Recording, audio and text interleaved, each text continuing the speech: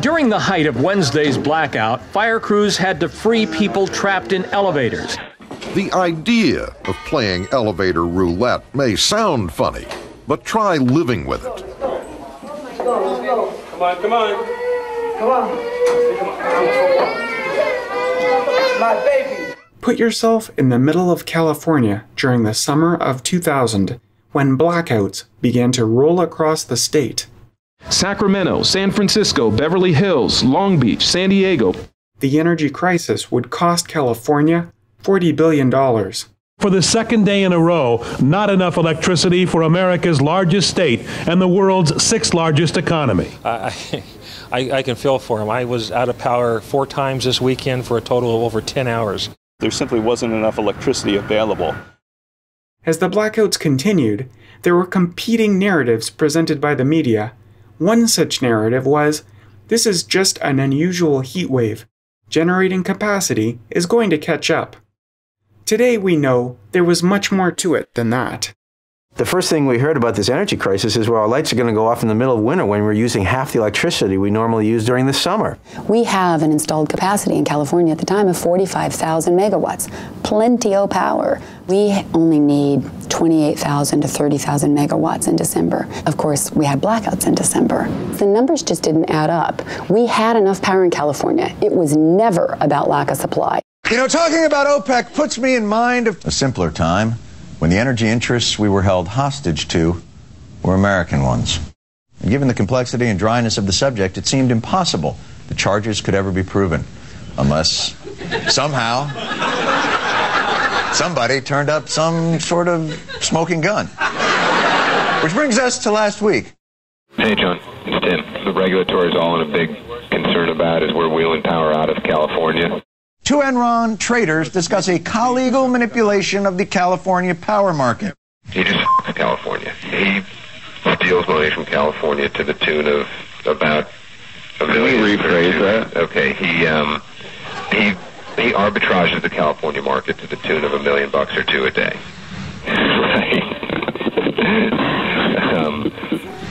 Those greedy mother arbitragers.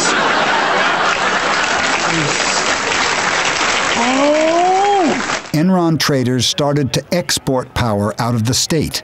I'll see you guys. I'm taking mine to the desert. When prices soared, they brought it back in. So we fucking export like a motherfucker. You're getting rich. Trying to. What are the permutations and combinations of ways to move power around the West? Traders would stay after a 12-hour shift and pore over maps of the Western energy grid. And I think that that's something that Enron knew better than any other energy marketer in the country, period. We know all of the California load. We know all of the California imports. By shutting down power plants, they could create artificial shortages that would push prices even higher. Hey, this is David up at Enron. There's not much demand for power at all, and if we shut it down, could you bring it back up in 3 or 4 hours? Okay. When you see 30-35% of their entire capacity down for maintenance on a single day, the price of electricity skyrocketing 300 or 400%, you begin to believe something's not smelling right here. We're getting pretty spoiled on with this money. You're getting a little scared. We're making a little too much, and I tend to agree with you. At the flip of a switch, could just yank the California economy on its leash whenever they wanted to, and they did it, and they did it, and they did it, and they made so much money. I want you guys to get a little creative, and come up with a reason to go down. Like a forced outage type thing. Right. An industry that went for 100 years, from the days of Edison, was very reliable, was all of a sudden turned into a casino. Can't treat electricity like you treat oranges. It's the lifeblood of society. There would be ample supply available at the right fucking price. Taking all the money back from you guys? All the money you guys stole from those poor grandmothers of California? Yeah, Grandma Millie, man. Yeah, now she wants her money back for all the power you charged jammed right up her for $250 a megawatt hour.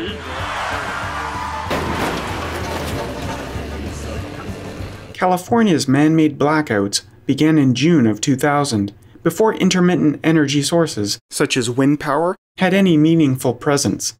Back then, almost all energy produced was of a reliable nature. There were no questions about clouds in the sky or how windy it was across the state. There is only a glaring discrepancy between generating capacity and lack of power. Even so, it took actual audio recordings of Enron traders joking about poor Grandma Millie before everyone could finally agree on what had happened, that no greater good had been served by skyrocketing energy prices and rolling blackouts. They weren't a necessary teething pain of deregulation or the kick in the pants needed to get more generating capacity built. Enron traders had deliberately constrained California's access to electricity, and they got rich doing it. It took 4 years to achieve clarity on those blackouts. We might not be so lucky next time. Intermittent energy sources do not lend themselves to clarity. When the media talk about peak production capacity and don't mention capacity factor, that's not clarity. On the best day, they're doing pretty well midday, right? But on the worst day, in January, you got nothing. But this is what everybody forgets. As if the planet stops rotating, the clouds part, and Germany is baking in the sun, because the sun shines on Germany 24 hours a day. Tom Friedman the other day, New York Times, brought up Germany as an example, saying that Germany is 30% wind and solar. Most self-described environmentalists believe that that chunk is entirely wind and solar. Wind and solar. When the media brands Germany's renewable program as one of solar and wind emitting biomass, that's not clarity. This is not the fault of solar and wind technology. They are very useful so long as we recognize and plan for their limitations. To fully harness intermittent power, we need both a smart grid and inexpensive energy storage. Today, we have neither, and I think it's very risky to presume we will get both. As we deploy renewables, increasingly, wind ends up losing to wind, and solar ends up losing to solar. They deliver energy, or fail to, at the same time.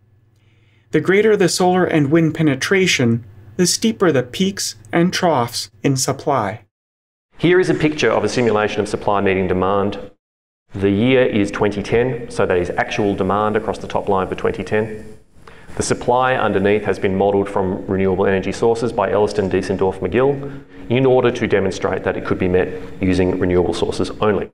With wind, this mountain-type profile here is the coming and going of wind generation over this 7-day period. The dark blue here represents solar PV. The yellow here is concentrating solar thermal with storage. Blue is the hydro, which leaves this fellow here, and that's biomass. Moving windmills apart helps. Energy storage helps. More transmission lines help. In the real world, we certainly do all these things. Wired magazine, they're like, to get a new trunk line to San Francisco, they went the opposite way, and they're like, is that far enough away from people? It's longer and more transmission loss. The insanity of the NIMBY thing. We are not running a high power line through my neighborhood. I'll get electromagnetic radiation. Germany is a nation building transmission lines and storing energy and deploying renewables from one end of the country to the other. Despite all this, they burn more and more biomass every year and will miss their 2020 carbon emission target. If we're going to dismantle everything and replace it with something different, let's first make sure that different thing is better. Between 2010 and 2014, Germany switched 7% of their energy supply from nuclear power to renewables, with coal constantly supplying 43% of Germany's energy needs. Demnach kostet die Energiewende die deutschen Verbraucher pro Jahr insgesamt 28 Milliarden Euro. Because Germany has been paying 28 billion euro every year to subsidize renewable energy, they were able to shut down half of their nuclear power plants without burning more coal. But Germany still had to burn stuff to replace nuclear. In fact, the single largest energy source in the German renewable portfolio is biomass. This biomass is called a renewable resource because it's not a fossil fuel and ultimately comes from plants which can be regrown. However, it is not an environmentally friendly source of power, and it causes air pollution. In 2015, we exported over 5 million tons of wood pellets. That's in about 5 years. So talk about an explosion. They're clear-cutting our wetland forests. We at Dogwood have worked to prove that. They're shipping it over to Europe, and they're burning it in power stations. The same forests that we work so hard to protect, the same forests that provide all those benefits. Repeatedly in developed nations, a similar pattern unfolds. In 2011, California shut down San Onofre Nuclear Generation Station. Those opposed to nuclear power painted a picture of solar and wind replacing it. What ended up filling the gap was the combustion of natural gas. In 2014, the Vermont Yankee nuclear station was shut down. It was the 5th largest source of electricity for New England. It sure looks like the people trying to shut it down thought it would be replaced by renewables. Instead, it was replaced by burning oil and coal. Nuclear plants close, resulting in more combustion and more pollution. The only beneficiaries were those providing the alternate source of power. In the case of San Onofre, alternate sources of power were provided to California by its parent corporation, Edison International. In the case of Entergy's Vermont Yankee, alternate power was provided to New England by a natural gas power plant owned by Entergy Wholesale Commodities. While a nuclear plant is in operation, the utility pays into a decommissioning fund. This money cannot be touched until the plant is ready for retirement, or when it is taken into early retirement. The owner of the shuttered Vermont Yankee nuclear power plant have hundreds of millions of dollars stashed away for the decommissioning process.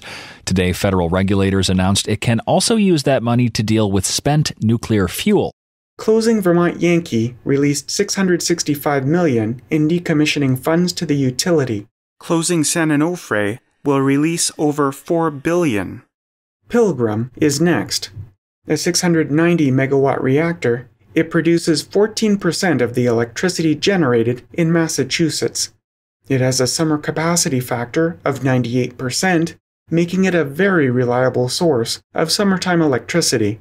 There's no technical reason to shut down this source of pollution-free energy. However, the decommissioning fund contains $870 million.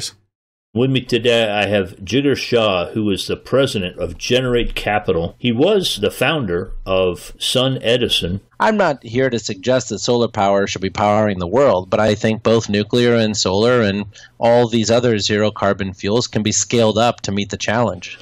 I have figured out how to get this right in solar and how to actually win the war. The nuclear guys haven't. They're just saying, if we just put the facts out, people will finally believe us. This is a political battle, and I'm happy to bring my lessons learned from the solar industry to the nuclear industry, but I think that this notion that we have a functioning nuclear power industry that has the ability to play the game is fanciful. There is a fairly straightforward way to save all those plants, but the nuclear industry has to actually pursue it. The guys who own Pilgrim aren't even trying to save it. It's everyone who doesn't own Pilgrim in the nuclear industry who's saying, oh, wouldn't it be nice to save Pilgrim? Most of the people that you hear are not the nuclear industry. They're people who are in favor of nuclear technologies. And I know that I don't garner many friends within the industry when I say this, but Entergy is perfectly happy to shut down Pilgrim, and so are Entergy's friends, because they all perceive that right now there's an oversupply of electricity.